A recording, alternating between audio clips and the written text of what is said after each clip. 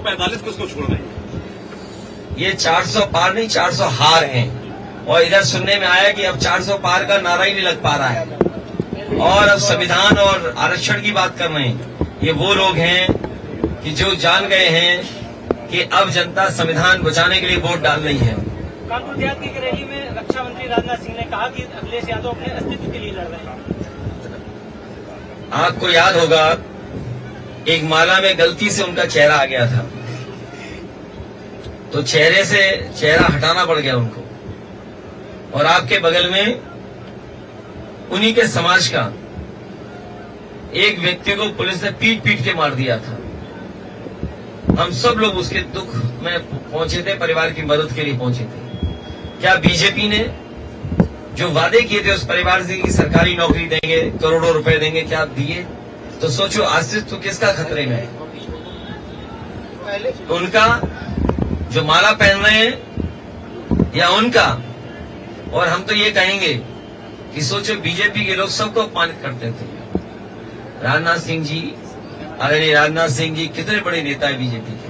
BJP के प्राची का इतने बड़े नेता हैं जिसकी आप कल्पना नहीं कर सकते। जब वो राष्ट्रीय अध्यक्ष थे तभी वो प्रधानमंत्री बनने का नाम प्रस्तावित हुआ था और आज उन्हीं को माला में नहीं रहने दे रहे हैं। होर्डिंग से सब नेता गायब हैं। तो जो नेता गायब है होर्डिंग से, उनका अस्तित्व खतरे में है कि जनता के साथ जो खड़े हैं उनका अस्तित्व खतरे में है।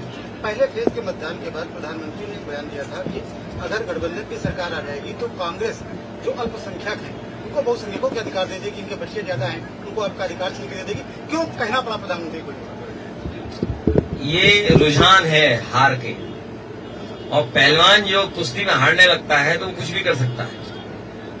ये हार की डर की वजह से कुछ भी भाषा इस्तेमाल कर सकते हैं। इसीलिए मैंने कहा मतदान के लिए सावधान हो जाएं और लोकतंत्र बचाने के लिए मतदान करें। अध्यक्ष जी, राजनाथ सिंह ने जनसभा के दौरान सपा और कांग्रेस को विलुप्त होने वाली पार्टी बताई, डायनासोर से तुलना की थी, क्या कहेंगे? माला से विलुप्त कौन हुआ? आप 12 साल बाद कन्नौज के रूप में लौट रहे हैं, क्या मुद्दे होंगे? 12 साल बाद फिर जनता से अपने समर्थन में और अपने सहयोग के लिए अपील करने आया हूं। मैं कन्नौज की जनता से ये कहना चाहता हूं कि जो कन्नौज की खुशबू, जो कन्नौज की सुगंध, एक मोहब्बत की सुगंध, प्यार की सुगंध, भाईचारे का जो लगाव इस कन्नौज की जनता में है, उसको वापस लौटाने का काम करेंगे। जो सुगंध यहाँ की है वो दुनिया में फैले, उसके लिए काम करेंगे। भाजपा सांसद की अमर्यादित भाषा लगातार बिगड़ती जा रही है। वो भाषा में तो चैंपियन है। थोड़ा शाम हो जाए फिर तो आपकी भी पिटाई हो सकती है, क्योंकि रात में उन्होंने पुलिस को पीटा था, शाम को किसी को भी पीट सकते हैं। सर, किसी समुदाय के खरीदने की बात कही। मैं इतना दुर्भाग्य है, लोधी समाज खड़ा है इस बार। लोधी समाज और वीरांगना अवंतीबाई को मानने वाले लोग एकदम खड़े हैं इस बार कि इन भारतीय जनता पार्टी के जो सांसद हैं, इन्होंने जो समाज को अपमानित किया। सोचो, इतना समाज का इतिहास बड़ा है, जो वीरांगना अवंतीबाई को रास्ते पर चलते हैं, जो इतिहास गवाह है उनके योगदान को, उनके काम को।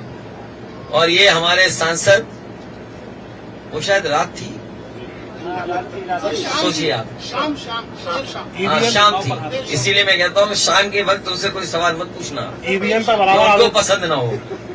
ईवीएम को लेकर बड़ा आरोप लगाए जा रहे हैं। देखिए, ईवीएम की लड़ाई चलती रहेगी।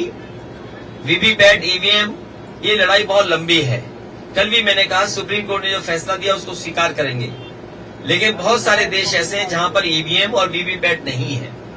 और जर्मनी जैसे देश का मैंने उदाहरण दिया कि जहां पर वहां के सुप्रीम कोर्ट ने ये कहा, जो सबसे बड़ा कोर्ट है, उसने कहा कि अगर वोट ईवीएम से पड़ेंगे तो वो अनकॉन्स्टिट्यूशनल होंगे।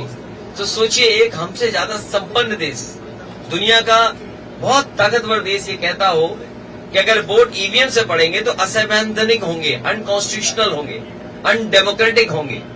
तो कहीं न कहीं हमें भी उस तरफ सोचना पड़ेगा। युवाओं में जो बेरोजगारी है उसके लिए क्या करें?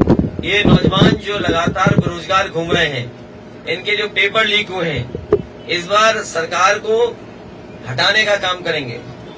और जिन नौजवानों का भविष्य इन्होंने अंधकार में डाला है, केवल नौकरी नहीं छीनी है, उनका 1/3 जीवन बर्बाद किया है भारतीय जनता पार्टी ने। इस्लामाबाद में कोई बस अड्डा नहीं है और जिला मुख्यालय को जाने के लिए कोई परिवहन- अरे हम तो हवाई अड्डा बना रहे थे, जाओ एक कोने में देख करके आओ। कभी एक हवाई जहाज उतरा था, उसके बाद आज हेलीकॉप्टर उतरा, बाकी बीच में तो सारस उतर रहे हैं वहां पर, पीएम और सीएम बराबर हमलावर हो रहे हैं। चिड़िया उतर रही हैं, कुछ दूसरा नहीं उतर रहा है।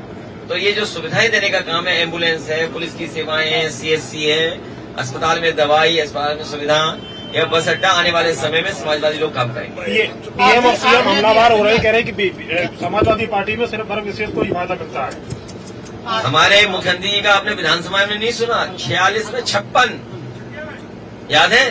जब हमने उन लोगों से पूछा कि भाई आप लोग आरोप लगाते थे कि सब यादव लोगों ने नौकरी ले ली, तो बोले 46 में 56, आज तक सूची नहीं दे पाए 46 में 56।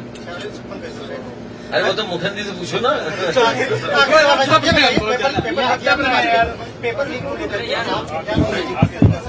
पेपर लीक का आप याद कीजिए, जब समाजवादी सरकार में भर्ती या नौकरी निकलती थी, एक भी पेपर लीक नहीं हुआ। और जब पुलिस की भर्ती की तो 10वां 12वां पास और दौड़ के दिखा दो पुलिस में भर्ती। तो ये तरह के कई ऐसे हैं सुझाव जो हम देना नहीं चाहते सरकार को, नहीं तो अमल कर लेंगे। हम तो नौजवानों से कहेंगे इस सरकार को वोट डाल के हटाओ। कन्नौज की महक बदल जाएगी, कन्नौज की महक बदलना भैया। महक नहीं, सुगंध बहुत अच्छी आने जा रही है। जनता को पसंद है यहाँ की सुगंध अच्छी हो जाए, यहाँ का कारोबार अच्छा हो जाए। जिस सुगंध के लिए दुनिया में जाने जाती है कन्नौज, वो कारोबार दोबारा शुरू हो, उस दिशा में जनता वोट डालने जा रही है। अरे पत्रकार साथियों का धन्यवाद।